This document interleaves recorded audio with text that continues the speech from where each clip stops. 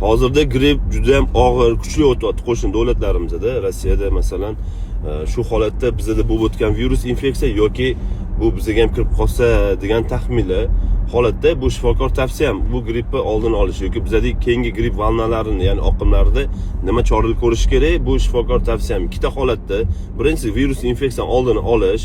Bu nimani bilan oldini olamiz? Asosiy hozir qish faslida xonaning temperaturasi oshib ketib qolsa, isitib tashlayapmiz. Bu virus infeksiya uchun juda yaxshi muhit yaratiladi, ko'payishiga, rivojlanishiga, tarqalishiga, yuqishiga. Keyingi holatda buni tushirish, havoni tez-tez yangilash, ko'chada havo toza. Ikkinchisi nima qilishimiz kerak? Gripp oldini olish uchun oqsilga boy bo'lgan mahsulotlarni, go'sht mahsulotlari, tuxum mahsulotlari, baliq mahsulotlarini yeyish. Allergiyasi bor odamlar tuxumni ehtiyot bo'lib yeyish kerak va kuniga 2,5 litr suv ichish, muzda emas, tomog'ingni ortib qo'ymaslik uchun. Shuni qilib, nazorat qilasizlar,